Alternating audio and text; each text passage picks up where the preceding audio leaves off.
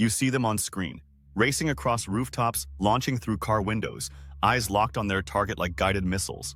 You see obedience that looks like magic, control that feels supernatural, and intensity that pulses off the screen. And somewhere deep inside, a thought starts to form: I want that dog. But what you're seeing is the end result, not the beginning, not the struggle, not the early mornings, the missed social events, the relentless routines, or the moments when it all feels like too much. What you're watching is the polished surface of something forged in pressure. The Belgian Malinois isn't just a breed. It's a storm inside a body that never tires. It's genius packaged in fur and muscle. It's a test, not of the dog's limits, but yours. People think they're ready. They see a few flashy videos, read an article, talk to a trainer, and decide it's time. They bring the Malinois home, often a puppy, cute and small and filled with curiosity, and they have no idea what's about to hit them. Because this isn't a breed you grow into. It's a breed that exposes you. Every flaw in your leadership, every inconsistency in your discipline, every emotional shortcut you've taken, this dog will find them. And it won't do it slowly. The Malinois learns you in a day, tests you in a week, and takes over in a month if you're not leading with clarity. It doesn't wait for structure. It fills the vacuum. If you're not setting the pace, it will. And that pace? It's faster, sharper, and more intense than most owners can handle. Most dogs want direction. The Malinois demands it. And not just once. Every day. Every hour. You miss one morning routine, one structured outlet, one moment of clarity, and the dog starts spiraling. Not because it's disobedient, but because it's too intelligent to sit idle. It needs a mission. And if you don't give it one, it'll invent its own. And you probably won't like the results. Couch shredded? Fence jumped? Stranger bit? That's not rebellion. That's unused drive turning into desperation.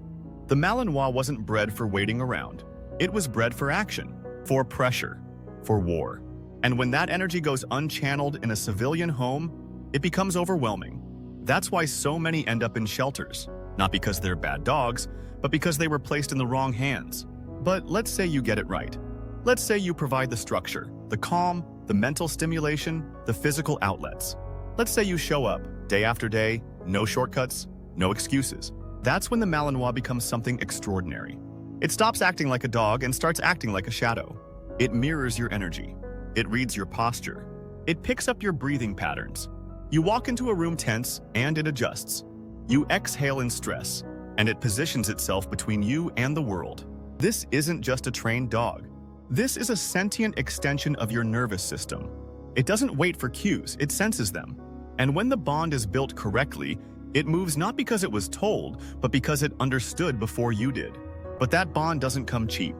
It's not built on affection alone. It's forged in repetition, in discipline, in hours spent drilling focus when no one else is watching, in nights when you're exhausted but still show up, in mornings when it would be easier to just toss a toy, but instead you engage with purpose. The Malinois doesn't give its trust freely. It doesn't follow noise or bravado. It follows presence. It follows clarity. It follows the human who doesn't flinch when tested. And if you become that person, it will give you everything. Not just obedience, not just loyalty, but belief. And that belief, it'll shake you.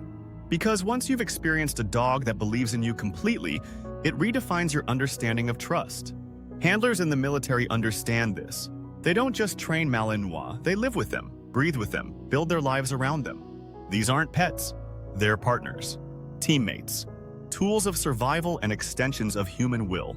In a combat zone, the Malinois isn't decoration, it's a decision maker. It moves through chaos with grace, not because it's been programmed, but because it's been shaped by thousands of micro-interactions with a handler who leads with certainty. That same dog, placed in the wrong home, without structure, becomes something else entirely. Not because it failed, but because we did. We took something built for war and handed it a chew toy and expected it to adjust. This isn't a dog that adjusts to your lifestyle. It demands you adjust to it. And most people aren't ready. They want the loyalty, the protection, the respect, but they're not ready for the price. They think they're prepared for the energy, for the obsession, for the genius. But genius without direction is destruction. And when the Malinois turns destructive, it doesn't nibble. It implodes. And it takes your home, your peace, and your ego with it. So many owners reach out too late. After the bites, after the reactivity, after the breakdown. And they ask, can this be fixed? But what they're really asking is, can I become the person this dog needed from day one? And sometimes the answer is yes, but not without sacrifice. So the real question isn't, can you handle a Malinois?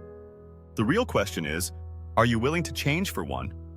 Are you willing to become more disciplined, more present, more emotionally grounded? Are you willing to lead, not just with volume or dominance, but with calm conviction, every day for the next 10 to 14 years? Because this isn't a sprint. It's a marathon of structure. And the moment you drop your standards, the dog will feel it. And it will adapt, not to punish you, but to survive. And here's the final truth, the part most people don't want to hear. The Malinois isn't meant for everyone. And that's okay. Admitting that doesn't make you weak. It makes you responsible. Because owning this dog isn't about status or toughness or showing off. It's about stepping into a role that very few people can maintain. It's about becoming someone who earns every ounce of that animal's trust, every single day. And if you're not ready for that, then walk away before it's too late, before you hurt the dog, before the dog hurts someone else, before the dream turns into regret. But if you are ready, if you're prepared to earn it, to rise to its level, to meet its intensity with clarity and presence, then the Belgian Malinois will give you more than any breed ever could. It will challenge you, it will expose you, and then it will transform you. It will force you to become sharper, calmer, more aware, and it will give back tenfold what you pour in, not just in protection, not just in skill, but in raw, soul-deep connection, in silent loyalty, in trust that you don't have to ask for, in a bond that doesn't need words, in the kind of companionship that changes how you see yourself. That's what this dog offers. Not convenience, not comfort, but transformation. And the only question that matters now is, are you ready?